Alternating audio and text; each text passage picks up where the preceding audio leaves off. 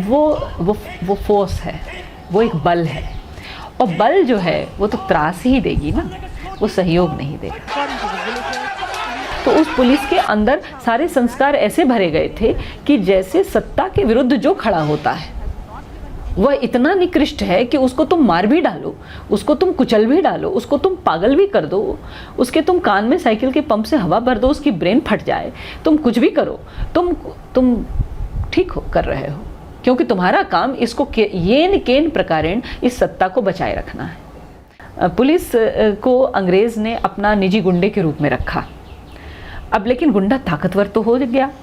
अब जब आपने किसी को, सामने वाले को दबाने के लिए ताकत दी तो उसको बहुत ताकत दी, लेकिन अब वो गुंडा पलटकर आपके साथ गुंडागर्दी ना कर दे, इसलिए आप उसको बहुत ही टाइट लीश पे रखो, उसकी रस्सी बहुत खींच के रखोगे, बहुत बांध के रखोगे। इसलिए उन्होंने प्रावधान भी ऐसे रखे, और अधिकतर जो पुलिस एक्ट्स, जो राज्यों के पुलिस अधिनियम है, अनुशासनात्मक कार्रवाई बहुत कठोर है, लेकिन पुरस्कार देना बहुत थोड़ा सा है। मुझे अभी कुछ दिन पहले ही एक बहुत युवा एसपी हैं जो पहले ज़िले में हैं, वो मुझसे बहुत लड़ रहे थे कि मेरे यहाँ एक मामले में पुलिस वालों ने बहुत अच्छा काम किया, लेकिन मेरे पुरस्कार देने की सीमा 40 रुपये है। 40 रुपये पुरस्कार देते हुए मुझे लज्जा आ रही है। तो ये जो कानून बना, जो भारत की आत्मा अस्मिता से जिसका कोई लेना देना नहीं था, जिसके भारत की सहज सामाजिक व्यवस्था से कोई लेना देना नहीं था, ऐसे कानून को हम ढोए चले जा रहे हैं। हम किसी भी चीज़ का पुनराविष्कार करते ही नहीं हैं।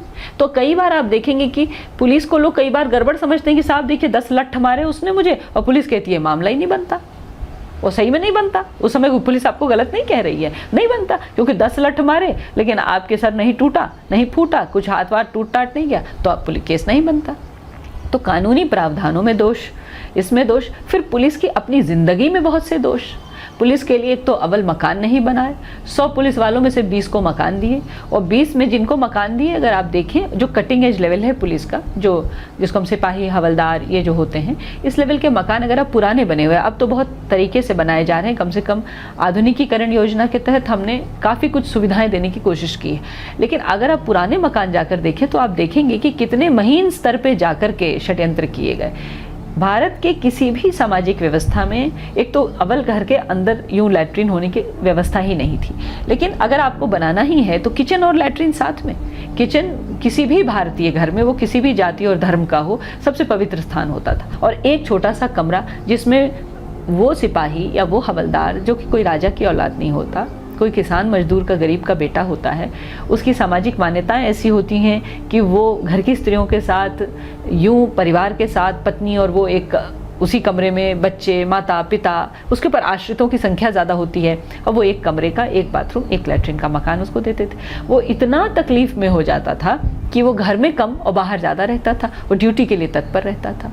तो इसलिए उसको कम धन खर्च करके, कम मेहनत करके ढेर सारी पुलिस सड़क पर उपलब्ध होती थी, और हमेशा खीज से भरा हुआ आदमी, उसकी खीज का उपयोग आप बहुत कर सकते हैं। तो उसका उपयोग किया गया, और किस लिए किया गया? खुद के देश के लोगों को दबाने के लिए किया गया। मैं विदिशा में एसपी थी, वहाँ मैं बरेठ नाम का एक थाना था, वहाँ मैं गई थी एक बार निरीक्षण करने के लिए जाना पड़ता था। वहाँ के पुलिस वालों को पत्थर के मकान दिए गए थे, और जिस विदिशा में तापमान 48 डिग्री 49 डिग्री तक पहुँच जाता है, और सामने चिड़िया आसमान से गर्मी के मारे टपक के मर जाती थी, इस तरह की गर्मी में पुलिस वालों को पत्थर के मकान दिए हैं। वो हम जब गए तो वो बेचारे बिल्कुल उबल के रखे थे और इतने परेशान थे। फिर बाद में वहाँ पर प्रयास करके और मकान बनवाए गए, लेकिन यह आपको बताता है कि उनको कैसी स्थितियों में रखा गया बहुत वर्षों तक। हम तो 90 के दशक में वहाँ एसपी बनकर गए, तब तक वो वैसे मकान चल रहे थे। भारत को आज़ाद हुए 50 वर्ष से अधिक हो चुके थे। ये एक अच्छी बात विभाग के अंदर हुई है।